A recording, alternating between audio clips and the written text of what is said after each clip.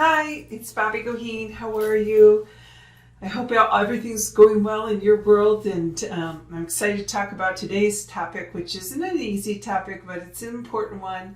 And the first one is, or the topic for today is how to deal/manage with difficult employees. How do you manage difficult employees? And there's a few things to start. The first thing that I always like to start with is let's get rid of the term difficult employees, because what happens is we tend to focus on what's irritating us versus the overall role and responsibility we have with the individual. So what a better way of saying it is that you have an employee that there is a gap in performance, or things are not moving well, or they're not in alignment. So really start with, I have an individual who is having a hard time getting the core pieces of their job done or certain tasks. So let's start with that. So when we look at the employee, it's really to identify, where are they struggling?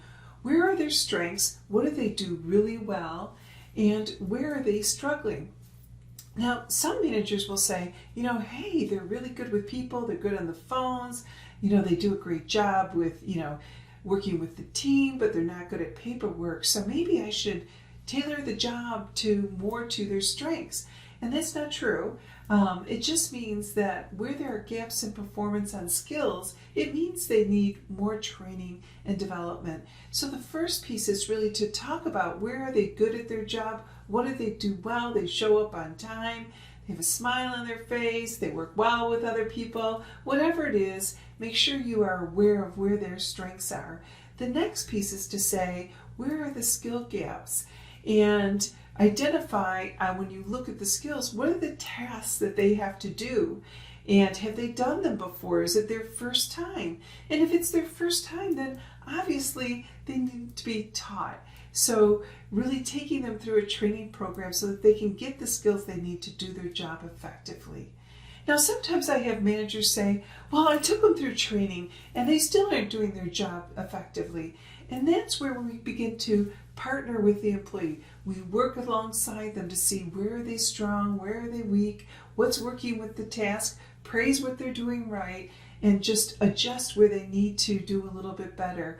I'll always remember one of my first jobs, I really didn't want to do the job. It was not the kind of activities and skills that I liked, but at the time I really needed it. But I had this great mentor, this great peer, who every day she was just like, okay, Bobbie, here's what you're going to do. This one, you got this one knocked out. You know how to do this. Let's learn this over here. She was just such a great energy and spirit to have about. But I'll tell you that within 2 months, I became a high performer, and she was just my peer and helping me out. But you can tell that when somebody truly cares about your performance and they're willing to help you through some of the gaps or places where you might not be motivated, it really makes a difference in terms of performance. So when we look at employees with skill gaps, we have to help them get those skills. Sometimes there's softer issues, like they don't work well with others. Well, what does that mean, that they don't work well with others? Are they mean? Are they rude? What's happening?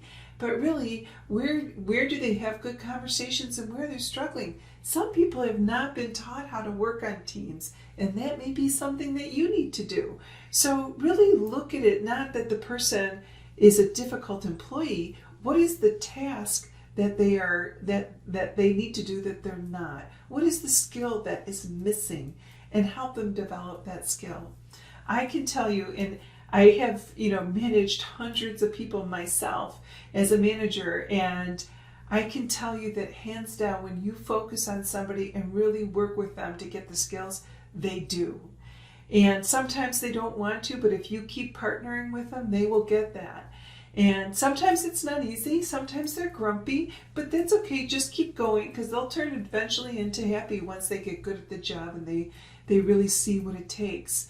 So, the first piece to really look at is, what is the skill that this individual needs, and holding them accountable to gaining that skill by partnering with them until they are effective at it.